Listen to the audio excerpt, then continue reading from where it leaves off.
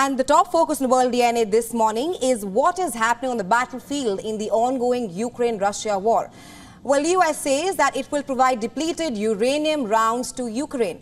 Meanwhile, Romania says that parts of Russian drone fell on its region. The question is, what exactly is happening? My colleague Haim breaks it down for you. Thank you so much, Raisha. Right, as you mentioned, now the United States, it's saying that it will provide depleted uranium tank ammunition to Ukraine. Depleted uranium munitions are highly effective at piercing armor plate, but there is some controversy when it comes to this. The metal is toxic for the soldiers who use the weapons and for civilians in areas where they are fired. Meanwhile, Romania stated that parts of possible Russian drone fell on its territory. Military experts opine that Ukraine's counter-offensive woes and continuing with recent gains a far cry from lightning successes last year. Now, the United States on Wednesday announced a $175 million military assistance package for Ukraine.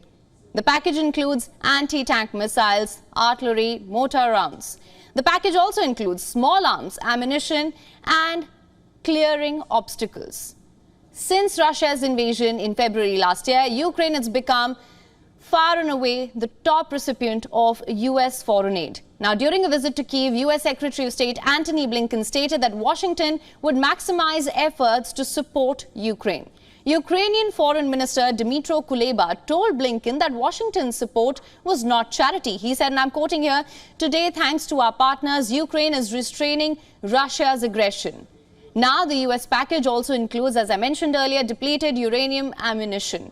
Russian President Vladimir Putin has warned that he would deploy depleted uranium ammunition if Ukraine received the arms. Here's more on the deadly ammunition. Now, the 120mm rounds are for M1 Abrams tanks that are expected to be delivered to Ukraine before the end of the year. Depleted uranium munitions are controversial due to their association with health problems such as cancer and birth defects in areas where they were used in past conflicts. However, they have not been definitively proven to have caused such issues. Now, the density of depleted uranium, a byproduct of the nuclear enrichment process, helps rounds containing it to punch through heavy armor, making it ideal for use in ammunition designed to target tanks. The first casualty of the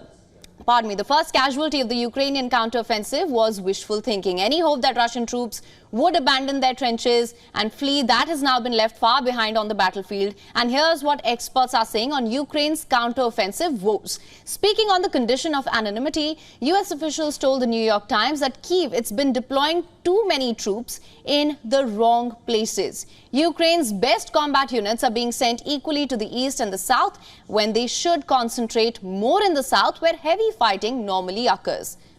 By not consolidating its power in the right areas, the war-torn nation is reportedly struggling to achieve its main goal, which is of cutting off Russian supply lines in southern Ukraine by damaging the bridge that was connecting Moscow and the Crimean Peninsula.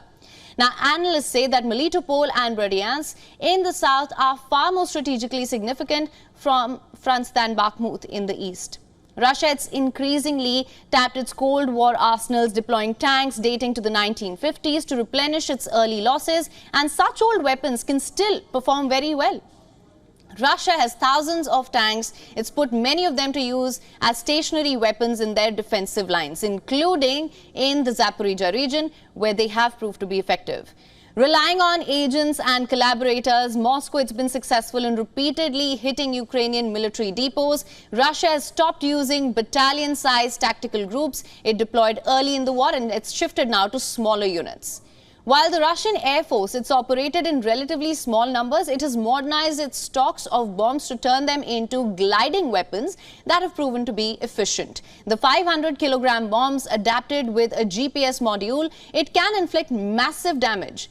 Russian engineers, they've shown prowess in building field fortifications and complex obstacles along the front line. The obstacles include concrete reinforced trenches and command bunkers, wire entanglements, ditches, anti-tank hedgehogs or dragon's teeth, and complex minefields as well. Now, as per a think tank, extensive placement of sophisticated mines for use against tanks and infantry, that poses, of course, a major tactical challenge to Ukrainian offensive operations as well. Improved Russian electronic warfare systems have destroyed about 10,000 Ukrainian drones a month, while they have also been able to intercept and decrypt Ukrainian tactical communications in real time. Russians have also learned to intercept GPS-guided rockets fired by Western-supplied launchers like the US-made HIMARS. Other Russian improvements include better thermal camouflage for tanks and NIMBLER deployment for artillery into multiple positions, including integration with drones to avoid losses here. Russian forces have also been attacking Ukrainian artillery with loitering munitions, drones that hover until they acquire a target. Meanwhile, as per Ukrainian authorities, Iranian-made Russian drones fell, detonated on Romanian territory during a strike on the Ukrainian port of IZMAIL on Sunday night. The Romanian Defense Ministry stated that investigators discovered elements resembling drone debris in the evening or on the evening of the 5th of September. Now, this discovery, it was made in the vicinity of Plaru, a Romanian village on the other side of Danube, across from the Ukrainian port. After stating that no drone or debris was recovered on its soil earlier this week, Romania's president appeared to row back on Wednesday, calling for an urgent and professional investigation. NATO has said that it stands in strong solidarity with Romania, despite the United States and allies' continued ambitious efforts to bolster the Ukrainians. There are no signs of an end game in this war. Now, the Russia-Ukraine conflict, in fact, it seems destined to enter an even more complicated phase in the months ahead.